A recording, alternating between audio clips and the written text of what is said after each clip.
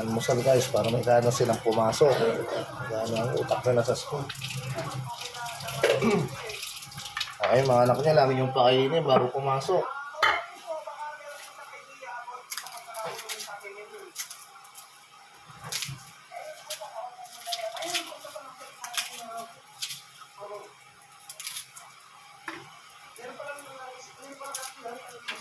Natin ang pang seasoning tokwa.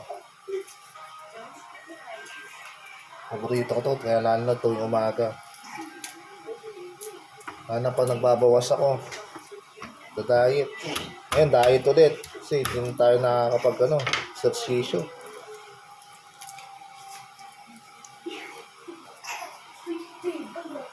Kailangan natin ng bawas-bawas kasi mainit. Mamaya, mag-stroke tayo dyan. Mamaya. Kayo, kayo. Diet kayo. Iwas kayo sa mga mataas ang cholesterol.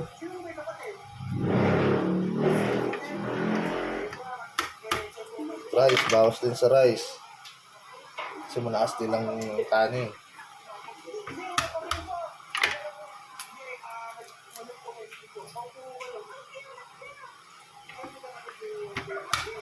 Seasoning tokwa.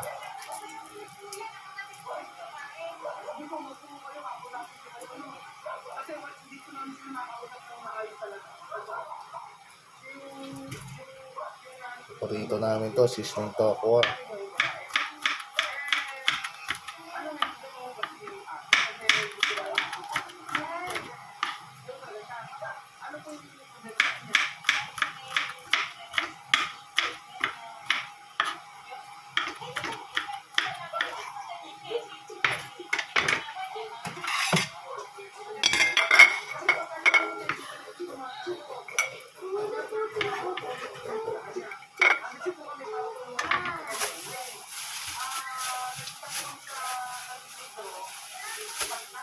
Natin ng siling green. Ang pagana. Lalo sa mga hindi na dyan. Kain kayo ng sili. Ang pagana yan. Pagana sa umaga, hindi pa ang pagana sa Ito sibuyas, pampabango.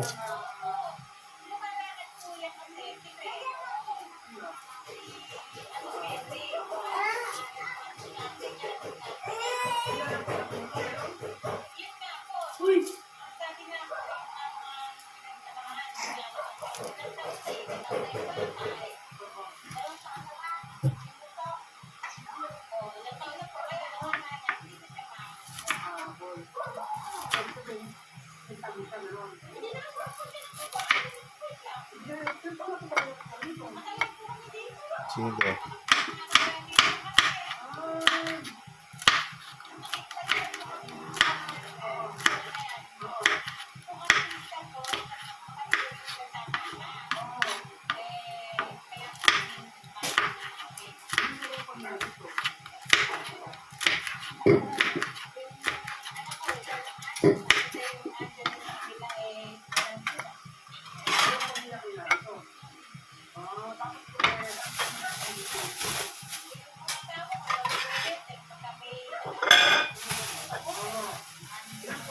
Nakuha naman tayo guys.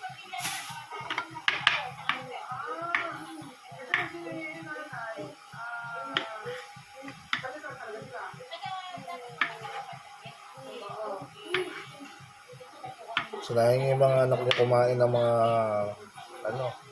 mga ganitong pagkain.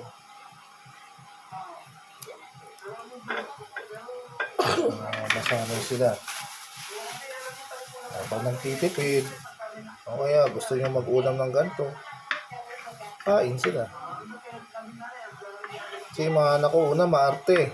Pero yung sinanay ko, makain na sila nito. Sa beses nagluto ako ng ganito.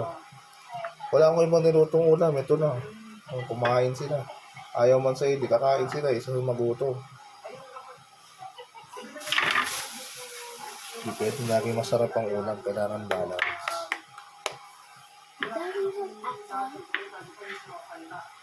Balatan mo na. Pabalatan mo kay mama mo yung apple. Kailangan balance sa araw-araw yung ulam. Di laging manok, di laging baboy. Di laging itlog. Di laging hotdog.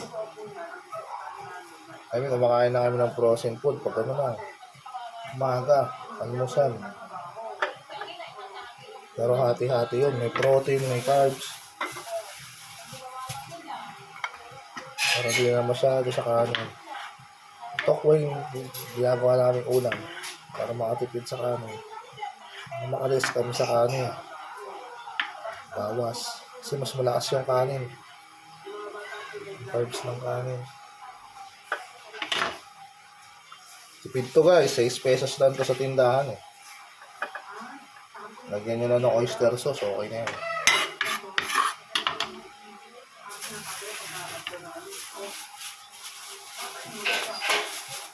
Kaya tayo ng hotdog. Yung matira dito, baon nila.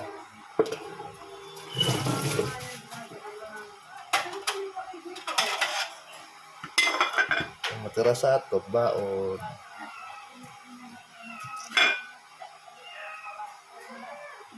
Kaya ng hotdog pa.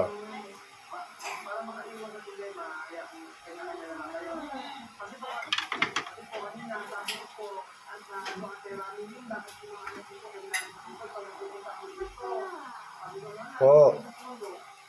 Eh, na yung apple oh. Binabalatan na yung apple. Kumain muna kayo ng apple bago kayo kumain. Ayan guys, kakain muna sila ng apple bago sila kumain ng kanin.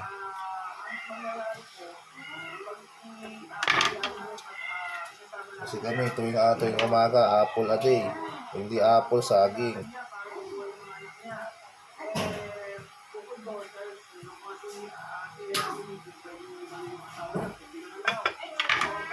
Salamat sa panonood guys. Luto na tayo.